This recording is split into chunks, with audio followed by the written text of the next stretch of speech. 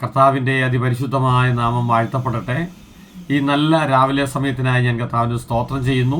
പ്രിയമുള്ളവരെ, നമുക്ക് ഒരുമിച്ച് ഒരു വേദഭാഗം നമുക്ക് ധ്യാനിക്കാം. സങ്കീർത്തനങ്ങൾ 118 8 തിരുവചനം. വിശുദ്ധ വേദപുസ്തകത്തിലെ ഏറ്റവും സെൻട്രൽ വാക്യമാണ് ഇന്ന് നമ്മൾ ഒരുമിച്ച് വായിക്കുന്നത്. അവിടെ ഇങ്ങനെയാണ് നമ്മൾ വായിക്കുന്നത്: മനുഷ്യനിൽ ആശ്രയിക്കുന്നതിനേക്കാൾ യഹോവയിൽ ആശ്രയിക്കുന്നത് നല്ലത്.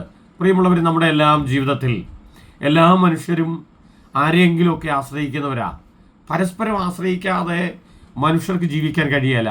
അത് നമുക്ക് സമ്പത്തുണ്ടെങ്കിലും നമുക്ക് സമ്പത്തില്ലെങ്കിലും, നമുക്ക് ആരോഗ്യമുണ്ടെങ്കിലും നമുക്ക് ആരോഗ്യമില്ലെങ്കിലും, നമുക്ക് എന്തെല്ലാം ഉണ്ടെന്ന് പറഞ്ഞാലും ആശ്രയമില്ലാതെ, പരാശ്രയമില്ലാതെ നമുക്ക് ആർക്കും ജീവിക്കാൻ ഒക്കുകയല്ല. വളരെ കൊച്ചുനാൾ മുതലേ നമ്മൾ മനുഷ്യരിൽ ആശ്രയിച്ച് ആരംഭിച്ചതാ. നമുക്കറിയാം, ഒരു നിലത്ത് കിടക്കുന്ന കുഞ്ഞ് കൈ നീട്ടി കാണിക്കും, എന്നെ ഒന്ന് എടുക്കാമോ എന്ന് ചോദിച്ച്. നടക്കാൻ തുടങ്ങുമ്പോൾ കൈ നീട്ടി തരും, കൈക്ക് പിടിച്ച് നടക്കാൻ വേണ്ടി.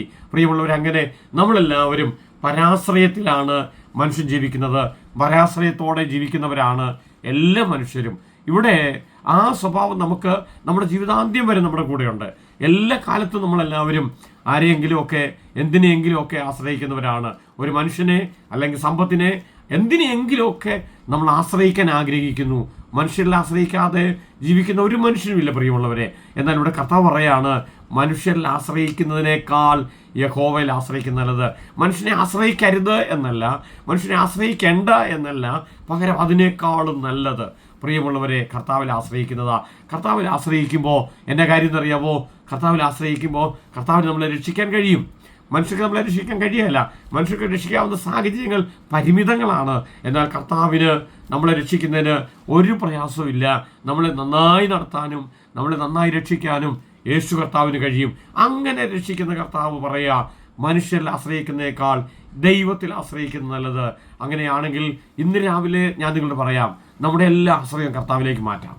നമ്മൾ മനുഷ്യനെ ആശ്രയിക്കുന്നത് വിട്ടുകളയാം. നമ്മുടെ ബോസിനെ ആശ്രയിക്കുന്നത്, നമ്മുടെ നേതാക്കന്മാരെ ആശ്രയിക്കുന്നത്, നമ്മൾ ആരെയൊക്കെയോ ആശ്രയിക്കുന്നു. അതൊക്കെ നമുക്ക് മറക്കാം. ഇന്ന് പകൽ നമുക്ക് ചിന്തിക്കാം, ആഗ്രഹിക്കാം, കർത്താവെ, ഞാൻ അങ്ങിൽ ആശ്രയിക്കുന്നു, ഞാൻ ദൈവത്തിൽ ആശ്രയിക്കാൻ ആഗ്രഹിക്കുന്നു, എൻ്റെ ആശ്രയം ഞാൻ അവിടുത്തെ കരങ്ങളിൽ ഏൽപ്പിക്കുന്നു. അങ്ങേ കർത്താവ് ഞാൻ ആശ്രയിക്കുന്നു എന്ന് പറയാമോ? കർത്താവ് തങ്ങൾ ആശ്രയിക്കുന്നവരെ കർത്താവ് അറിയുന്നു. തങ്ങൾ ആശ്രയിക്കുന്നവരെ അവൻ സ്നേഹിക്കുന്നു, കരുതുന്നു, നടത്തുന്നു.